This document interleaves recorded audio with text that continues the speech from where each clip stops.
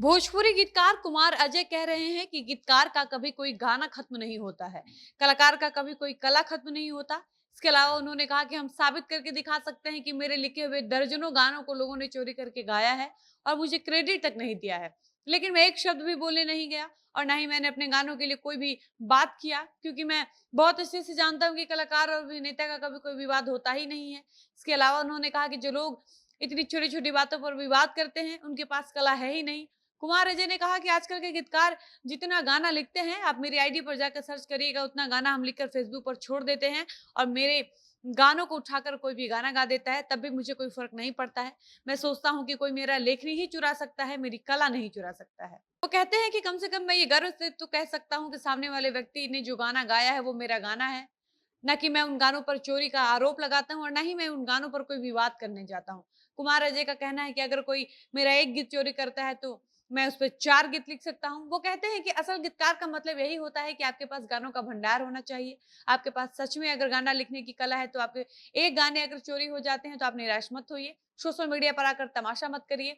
गाना चोरी करने का विवाद जानबूझ के क्रिएट मत करिए। बल्कि आपके पास अगर टैलेंट है, आपके पास कला है, आप सच में लिखना जानते हैं, तो आप अपने पास गानों का स्टॉक रखिए। बाकी गीतकार कुमार अजय ने पवन और खेसारी के गाना चोरी विवाद पर क्या कुछ कहा है, ये हम आपको आगे की वीडियो में विस्तार से बताएंगे। लेकिन उससे पहले नमस्कार, मेरा नाम है डॉली पांडे, मेरे साथ हैं कैमरामैन विशाल और आप देख रहे हैं झमाझम भोजपुरी। भोजपुरी इंडस्ट्री के जाने माने गीतकार कुमार अजय ने पवन खेसारी पर चल रहे गाना चोरी के विवाद पर अपनी चुप्पी तोड़ी है और उन्होंने कहा कि जिनके पास गाना लिखने का असल कला है उनके पास गाने का कभी स्टॉक खत्म नहीं होता है। अच्छे गीतकार को बस एक मैटर चाहिए होता है गाना लिखने के लिए। बल्कि अच्छे गीतकार एक गाना चोरी होने पर सोशल मीडिया पर आकर नौटंकी नहीं करते हैं। वो कहते हैं कि अच्छे गीतकार ना ही सोशल मीडिया पर आकर सबको बताते हैं कि फलाना ने मेरा गाना चोरी कर लिया तो ढिमकाना ने मेरा गाना लुका दिया। गीतकार कुमार अजय का कहना है कि तुलसीदास ने रामचरितमानस लिखा, कबीरवाणी लिख दिया, उसके बाद कितने लोगों ने इस पर कई ग्रंथ भी लिखे, लेकिन कभी तुलसीदास ने आकर ये नहीं कहा कि किसी ने मेरा लेखनी का चोरी किया, किसी ने मेरा लेखनी चुरा लिया। यहाँ तक कि भोजपुरी के सुप्रसिद्ध गायक, लेखक, नाटककार भिखारी ठाकुर ने भी कभी आकर ये नहीं कहा कि किसी ने उनका गाना चुरा लिया। ना ही कभी भरत शर्मा व्यास ने आकर कहा, जबकि उन्होंने गाना चोरी करने पे कोई विवाद भी नहीं किया, जबकि उनके गाने तो सबसे ज्यादा चुराए जाते थे। इसके अलावा वो पवन खेसारी पर खुलकर कहते हैं कि मार्केट में हिट रहने के लिए ये लोग जानबूझकर साजिश के तहत छोटी-छोटी बातों पर विवाद करते हैं। बिना मतलब का बेतुकी बातों को लेकर सोशल मीडिया पर बवाल करते हैं। वो कहते हैं कि नेता, अभिनेता और कलाकार कभी कोई विवाद नहीं करते हैं।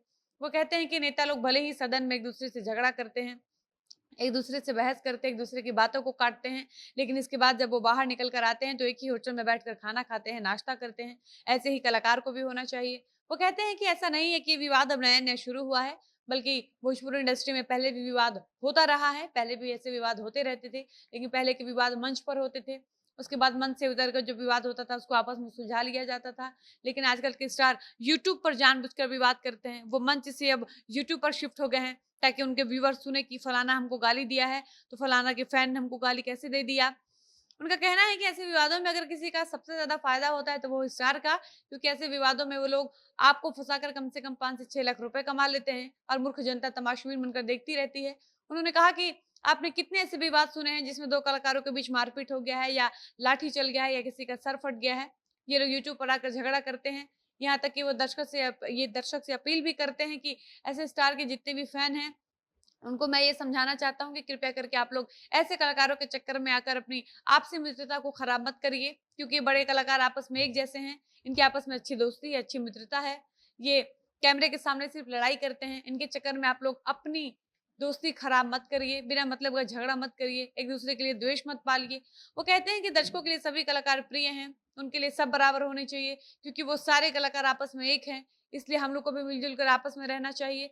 वो कहते हैं कि ये लोग जिन छोटी-छोटी बातों पर विवाद करते हैं, वो मेरे लिए छोटी और घिनौनी बातें हैं, क्योंकि जिनके पास फाटल फराक जैसा गाना लिखने का ही औकात है, वरना ये लोग गुरु गुरु ग्रंथ और गीता रामचरितमानस थोड़ी लिख सकते हैं। कुंवर अजय कहते हैं कि ये आजकल के ऐसे नए कलाकार हैं जिनको ढंग से लोकगीत का मतलब भी नहीं पता है और ना ही इनको कोई लोकगीत लिखने आता है। इनको पता ही नहीं है कि लोकगीत कहते किसको हैं।